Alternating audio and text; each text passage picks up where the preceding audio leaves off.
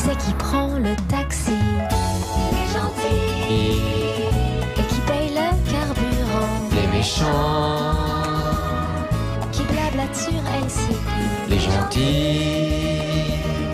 Qui crie sa colère en chant? Les méchants. Qui fait Notre grand débat dans les vraies voix, les Gilets jaunes. Les Gilets jaunes fêtent leur première année demain. Première bougie. Question, vous sentez-vous toujours Gilets jaunes? 0826 300 300. On vous attend bien sûr. Et puis les réseaux sociaux, Philippe Rossi. Et le compte Twitter de Sud Radio où c'est toujours 76% de nos auditeurs qui se sentent gilets jaunes. Et Daniel qui nous dit oui, je me sens gilet jaune, mais pas dans la violence. Mais malheureusement, avec ce gouvernement qui a choisi l'interdiction et la force pour empêcher toute manifestation, on est obligé d'être violent. Sud Radio, les vraies voix. Le débat est ouvert. Allez, Philippe Charles est avec nous. On va faire un petit tour de France des Gilets jaunes. Figurez-vous, on va en profiter jusqu'à 19h. Philippe Charles, Gilet jaune de Colombes, dans les Hauts-de-Seine, est avec nous. Bonsoir. Bonsoir. Tout Merci. d'abord, je m'excuse, je suis un peu bloqué, donc désolé pour... Oui, vous deviez pour ce être problème. avec nous Oui. en studio, et puis vous Tout êtes à bloqué fait. dans le RER, je crois, parce Tout qu'il y a à un fait, arbre tout à fait. sur les rails, hein, c'est Voilà, bien ça. c'est ça, il y a un arbre et de la neige. Et voilà. Il y a beaucoup de neige là. Vous êtes où bloqué là? À Gare de Colombe. Gare de Colombe, il y a de la neige. C'est pas loin, Colombe. Non, c'est pas loin, mais le temps que j'arrive et tout, j'aurais été en retard. Donc, je suis vraiment désolé. Eh bien, J'étais écoutez, vous bloqué serez avant. au téléphone avec nous. Ghislain D'accord. Coutard, gilet jaune de Narbonne, est également avec nous. Bonsoir. Bonsoir. Et puis Marie-Noël, gilet jaune retraitée à Montauban, qui sera avec nous dans la deuxième partie de ce débat. Tiens, Philippe Charles, pour commencer, un an après, vous devenez quoi, vous? Je suis toujours pareil, je travaille toujours, parce qu'on a toujours travaillé, je suis à mon compte, moi je suis dans le bâtiment, je suis à mon compte, et puis on continue la lutte, parce que comme rien n'a avancé, on continue, quoi, en espérant qu'un jour ça change, mais bon, c'est compliqué. Évidemment. Et Ghislain Coutard à Narbonne, qu'est-ce qu'il devient? Toujours pareil, on reste actif, un peu moins sur le terrain, parce que ça s'est calmé sur Narbonne, mais on reste actif sur les réseaux sociaux, et à la moindre occasion, on peut aller dans les grandes villes. Et vous faites quoi, vous, dans la vie? Rappelez-nous. Toujours dans la mécanique. La mécanique? Bon, très bien. Quel regard, Philippe Charles, quel regard vous portez sur le mouvement aujourd'hui? Parce que quand on voit ce qui s'est passé récemment, il y a eu par exemple cette assemblée qui s'est rassemblée à Montpellier, 600 personnes, etc. Et puis on a entendu des gens qui n'étaient pas d'accord avec ce qui s'était passé à Montpellier. Alors on s'est dit, voilà, ce mouvement des Gilets jaunes, une fois de plus, les gens sont pas d'accord, il n'y a toujours pas de leader, etc. Ça reste compliqué, ce mouvement des Gilets jaunes, quand même. Tout à fait, c'est le problème qu'il y a, c'est que ça reste compliqué, mais malheureusement, il faudra qu'on arrive à tous se rassembler, parce que si on n'arrive pas tous à se rassembler, comme l'union fait la force, si on est tous séparés, ça n'ira jamais. Oui, c'est bien le problème quand même. On y participe, nous on essaye. Moi, quand il y avait Montpellier, moi j'étais parti sur Châteauroux, et parce qu'il y avait plein de gens qui savaient pas où aller, que faire, plein de petits villages où les gens ils sont 4, 5, 10, 15 et ils savent pas comment faire. Donc on essaye de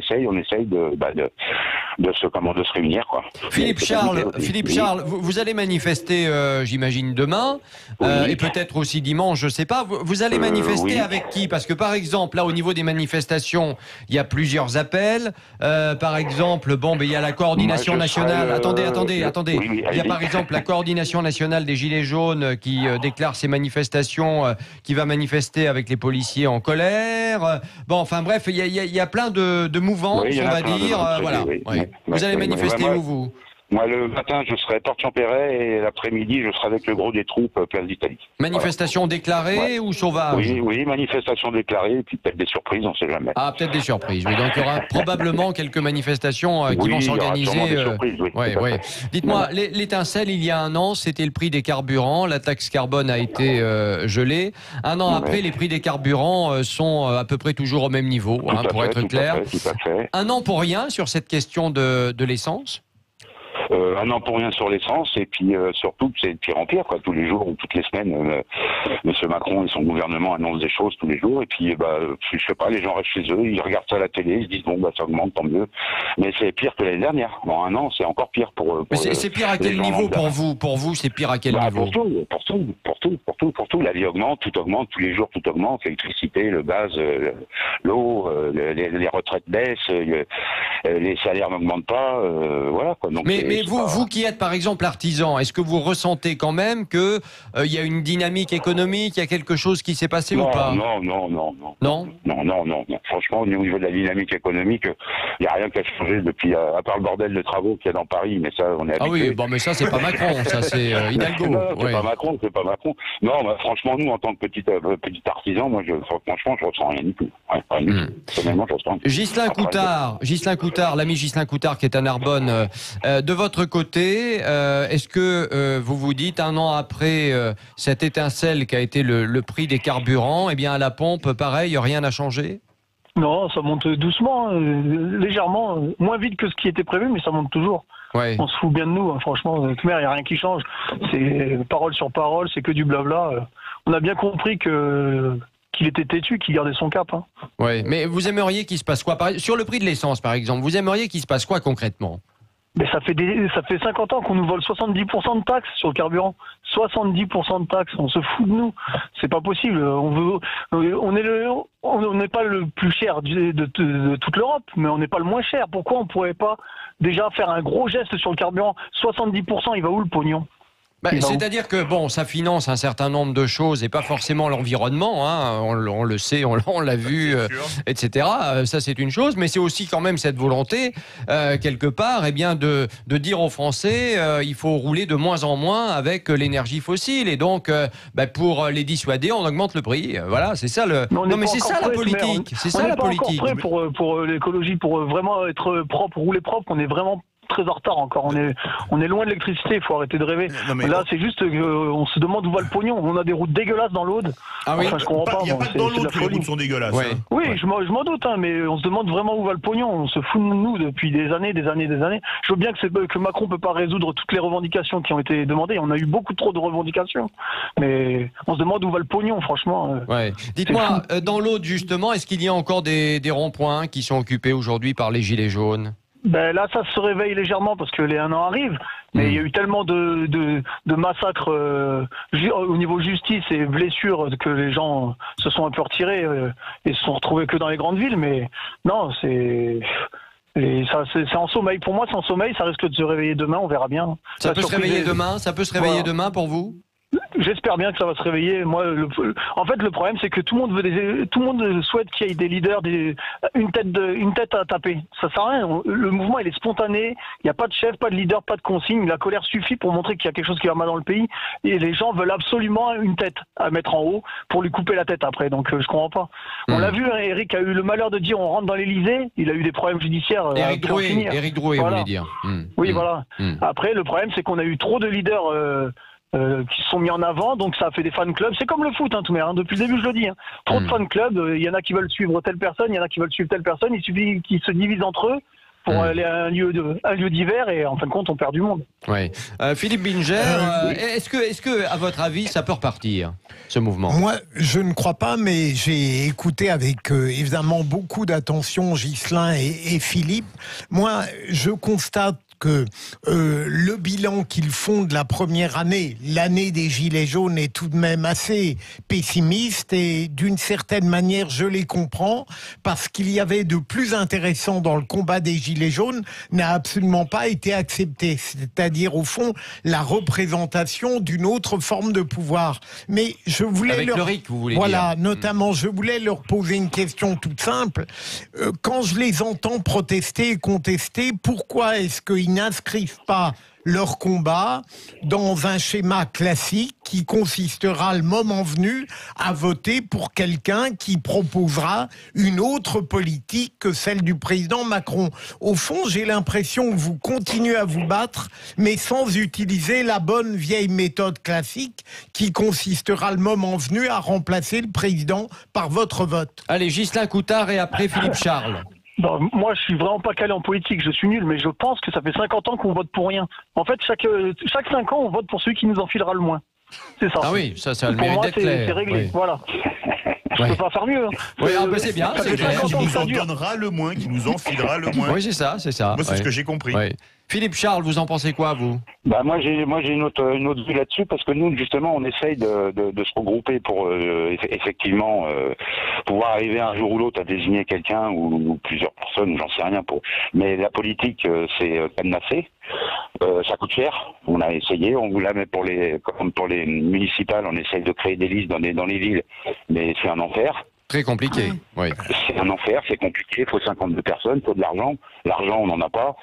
Personne nous aide. Tous les politiques qui sont connus, ils ont tous des mécènes, des machins, des trucs. Oui, puis ils veulent garder leur précaré. La politique, elle est, c'est cadenassé. Si vous n'avez pas d'argent, bah vous.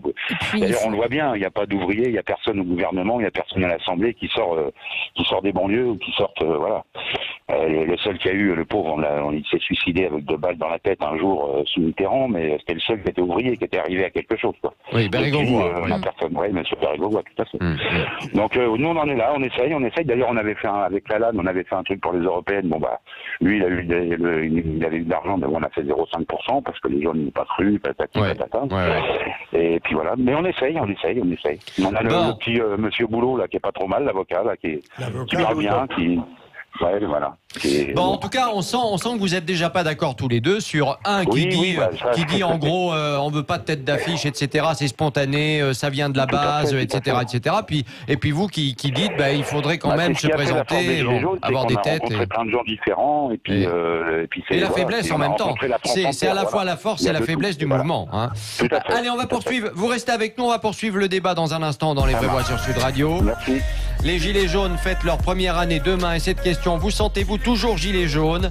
0826 300 300 et les réseaux sociaux. Philippe Rossi. Et le compte Twitter de Sud Radio, c'est le oui qui l'emporte et qui augmente. On passe de 76 à 82% de nos auditeurs qui répondent oui, on se sent toujours Gilets jaunes. Alors à tout de suite avec, il y aura Marie-Noël qui nous rejoint, Gilets jaunes retraité à Montauban. À tout de suite. Gilets fluo, des centaines de milliers, on enfile le gilet. On va tout bloquer, l'Élysée, policiers tabassés, RSA parassé, la France est angoissée, personne ne va passer. Macron, t'es mignon, t'es planqué à Matignon. Sud Radio, c'est vous qui en parlez le mieux. Laisse-moi mettre mon gilet jaune. Laisse-moi mettre mon gilet jaune. Caroline. Laisse-moi mettre mon gilet jaune. Vas-y, rappe Caroline. Vas-y Caroline, tu rappes. Non, c'est pas une bouffonne. Et puis Gerbil, quand il rappe, lui, c'est vraiment un king, quoi. Les vraies voix. Il est doué. Il est fort. Les vraies voix sur Sud Radio. Les vraies voix sur Sud Radio avec notre grand débat. Les Gilets jaunes fêtent leur première année. C'est demain, c'est ce week-end. Et cette question, vous sentez-vous toujours Gilets jaunes? 0826 300 300. Et les réseaux sociaux, mon cher Philippe Rossi. Et la réponse est oui à 77%. Et puis ce commentaire d'Auguin qui nous dit Gilets jaunes un jour, c'est un slogan. Gilets jaunes un jour, Gilets jaunes toujours.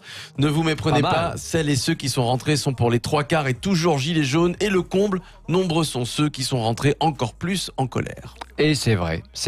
Et d'ailleurs, ils sont avec nous au téléphone ce soir puisqu'on fait un petit tour de France. Philippe Charles qui est coincé à Colombes parce qu'il y a de la neige et un arbre qui est tombé sur les voies ferrées.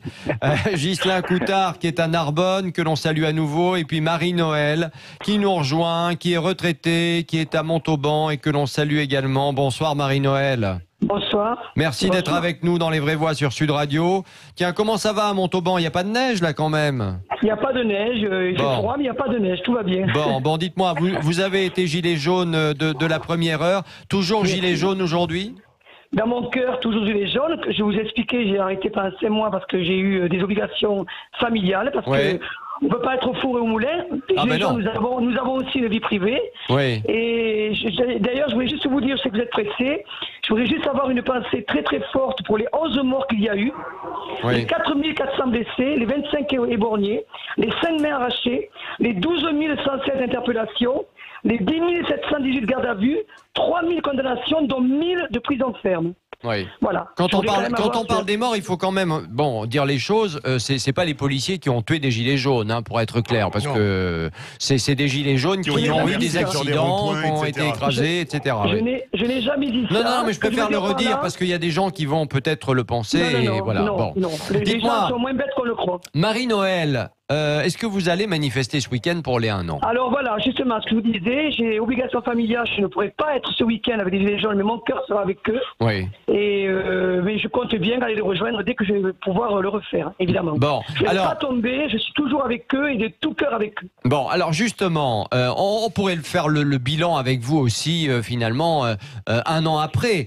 Par exemple, puisqu'un certain nombre de mesures ont été prises, tiens, votre retraite, par exemple, est-ce qu'elle a augmenté depuis 1 an? Pas du tout. Pas du tout. Absolument pas. Non, il n'y a rien qui a augmenté. Tout est resté toujours pareil, en fait. Voilà, c'est ça le problème. C'est qu'on n'a pas gagné grand-chose, en fait. Non, parce que l'INSEE, par exemple, dit que le pouvoir d'achat, grâce aux mesures qui ont été prises en faveur, notamment des gilets jaunes, mais plus largement de la classe moyenne, etc., a augmenté de plus de 2% pour 2019. Non, écoutez, ils disent ce qu'ils veulent à la télévision, et on le sait très bien, et vous le savez très bien. Oui. Hein? Non, mais quand même, il y a des choses. Regardez, moi, j'ai un certain nombre de collègues. Alors, moi, c'est pas le cas, parce que, bon, voilà, mais j'ai un certain nombre de collègues qui me disent « Ah ben, notre taxe d'habitation, bah oui, c'est vrai, elle a baissé. » Bon, alors, vous, par exemple, est-ce que vous avez ressenti une baisse de la taxe d'habitation? Je vais vous dire la vérité, ça a peut-être baissé de 200 ou 300 euros, mais c'est la taxe foncière qui a augmenté. Alors, quelque part, on s'y retrouve pas, quoi, je veux dire. Ils baissent d'un côté pour augmenter de l'autre. Mais je vous apprends rien, tout le monde le sait, le peuple français est au courant, les médias sont au courant, et il y a une chose qui, par contre, qui m'a vraiment beaucoup choqué, c'est que nous ne les augmente pas, du tout, mais du tout. Par contre, ils ont voté à l'Assemblée la hausse du budget pour 2020 pour le gouvernement. Alors je suis un peu écœuré. Macron est président et il faut respecter. Il a été élu, il est président et je le respecte. Mais je trouve que pour le banquier qu'il a été et pour tout ce qu'il a promis, eh ben, je suis triste de voir comment il se comporte. Ouais. Cette augmentation dont vous parlez du budget, vous dites pour le gouvernement, c'est pas pour le gouvernement, Caroline. C'est pour l'Élysée, en fait, c'est pour la présidence. Alors, sachant que, attention, même si je suis absolument d'accord avec tout ce que vous dites et avec vos revendications et tout ça, enfin, je l'ai jamais caché. En revanche, sur cette information-là, je pense qu'elle n'est pas utile à votre combat dans la mesure où alors je vais pas dire que c'est en partie une fake news, mais elle est mal présentée. En réalité, ce qui se passe, c'est que le budget de la protection du président de la République a été transféré à l'Élysée, alors qu'auparavant, il était rattaché au budget du ministère de l'Intérieur. Ah, c'est un transfert, alors. Une très grande partie de cette augmentation à hauteur de 2 millions d'euros correspond à ce budget de protection du chef de l'État. Et le rapporteur concernant ce budget de l'Élysée a indiqué, alors vous avez raison en partie, que l'augmentation, on va dire nette, en dehors de ce problème de protection du chef de l'État, elle est de 628 000 euros. Alors vous me direz, c'est toujours trop. Bah oui. Mais effectivement, ça relativise quand même cette information qui n'est pas forcément très très utile à votre mouvement, à mon avis. Mais ça n'est que mon avis. Cela étant dit, il m'arrive, comme d'autres journalistes, d'aller voir le président ou en tout cas ses conseillers pour essayer de comprendre ce qu'il fait déjà, parce que voilà. Et je peux vous dire une chose, c'est que par exemple la salle d'attente de l'Élysée, le plâtre est en train de tomber et la peinture s'effrite. En tout cas, la dernière fois que j'y suis allé, c'est ce que j'ai pu constater. Donc je ne sais pas à quoi sert cet argent, mais en tout cas, non, mais il ne faut pas pleurer. Mais s'il y a de l'argent, qu'il serve au moins à réparer un palais qui appartient, je le rappelle, à tous les Français, pas à un président élu. Est-ce que je peux ajouter quelque chose? Bien sûr. Peu importe qui a voté M. Macron ou pas, il a été élu. En tout cas, on espérait quand même, dès le départ, on a le droit de rêver, qu'il serait incorruptible. Ça veut dire quoi? Incorruptible, ça veut dire que l'on ne peut entraîner à agir contre son devoir, contre sa conscience, contre ses promesses, notamment par l'offre d'avantages matériels qui ne cesse pas corrompre. Et pourtant, le résultat est là. Ils cessent tous corrompre. Au départ, je pense qu'ils sont honnêtes, et après, malheureusement, avec tout ce qu'on leur offre, avec tout ce qu'ils ont comme avantage... Mais il s'est laissé corrompre par quoi et par qui, alors, depuis un an? C'est corrompre. Écoutez, quand vous allez au restaurant, que vous ne payez pas, ou qu'on vous donne des avantages, qu'est-ce que vous voulez que je vous dise? Est-ce que nous, si on était à leur place, est-ce que nous, on ne se laisserait pas corrompre? Je me dis que c'est triste, parce que vraiment... Enfin, j'en dirais pas plus. Non, je ne crois pas que corrompre soit le bon terme, si vous me le permettez. Oui, je vous connais, monsieur. Oui, il y a des avantages, évidemment, qu'un président de la République ont, des politiques. Mais on ne peut pas parler de corruption dans ce cas-là, si vous voulez. C'est des avantages qu'on peut discuter. Le pouvoir en France est attaché à un certain nombre d'avantages. On peut tout à fait les récuser, mais ça n'est pas de la corruption au sens moral. Alors comment il faut appeler ça? Parce que à la base, je pense, quand il devient le président, ils promettent des choses, je pense qu'ils y croient vraiment à ce qu'ils vont faire. Ah oui, alors là, si vous voulez, c'est une forme de corruption intellectuelle ou politique qui n'ont pas tenu leurs promesses. Une déconnexion, une déconnexion avec la réalité, tout simplement. Et voilà. Marie-Noël a raison. C'est une corruption intellectuelle. Absolument. C'est-à-dire qu'au départ, je pense qu'ils y croient vraiment à ce qu'ils disent, et malheureusement après, et puis il y a le réel aussi, vous savez, qui vient mettre son grain de sel dans les promesses. Merci en tout cas Marie-Noël d'avoir été avec nous, on vous embrasse. Je n'ai pas fait grand-chose. Oh ben, écoutez, on vous embrasse bien fort, puis on était heureux que vous soyez avec nous. Je veux quand même ajouter autre chose. Allez-y. Je voudrais dire que les gilets jaunes, quand ils défilent, quand ils manifestent, c'est pas eux qui cassent. C'est pas eux, c'est les Black Blocs comme ils disent. C'est souvent les Black Blocs, oui, ça c'est sûr. On a l'impression que chaque fois que les gilets jaunes manifestent, c'est voulu. Pour casser le mouvement des Gilets jaunes. Alors que non, mais c'est Gilets jaunes, on le sait. On est des braves gens. On le sait, c'est les Black Blocs évidemment qui viennent se fourrer dans les manifestations et effectivement qui cassent et qui brûlent et ainsi de suite. Et on espère que demain ça se passera bien. On n'est pas comme ça les Gilets jaunes, je vous assure. Merci ma petite Marie-Noël d'avoir été avec nous dans Les Vraies Voix sur Sud Radio. On vous embrasse bien fort. Ghislain Coutard et Philippe Charles, vous êtes toujours avec nous. Alors le mot de la fin vraiment pour vous parce que on est déjà très en retard. Les retraites, nouveau point d'achoppement là, le 5 décembre, manifestation pour l'un et l'autre. Les retraites, ça sera le problème, la réforme? Allô, c'est un des plus gros problèmes, oui. Oui. Ça peut faire repartir le mouvement, la réforme des retraites. Ah oui, carrément. Puis chaque mois qui passe, il y a des casseroles qui tombent sur ceux qui nous gouvernent, donc ça ranime le feu à chaque fois. Ouais. Philippe Charles, vous êtes du même avis? Oui, je suis du même avis, mais je voudrais juste rajouter un truc qui n'est pas une fake news. Monsieur Macron et son gouvernement, ils ont supprimé 5 € sur l'appel et tout ça. Ça, c'est vrai. Et ils sont augmentés entre 700 € et 1200 €, tous à l'Assemblée pour leur loyer. Non, mais de qui se moque-t-on? C'est ça. De qui se moque-t-on? Oui, bah oui, et puis, mais non, mais vous avez raison. Pour se loger. Nous, on peut pas se loger. Il y a des milliers de personnes qui peuvent pas se loger.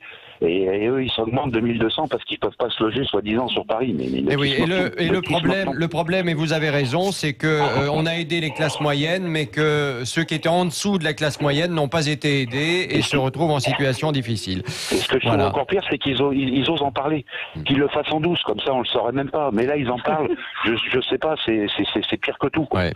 J'ai l'impression qu'ils font ça pour remettre de l'huile sur le feu à chaque fois. Merci à tous les deux, et puis alors, soyez prudents demain. On vous embrasse. À bientôt. En tout cas, merci Philippe Charles et merci Ghislain Coutard à Narbonne d'avoir été avec nous. Merci dans Les Vraies Voix sur Sud Radio. Le résultat de notre débat. Sud Radio, Les Vraies Voix, on l'appelle Monsieur Je sais tout, surtout.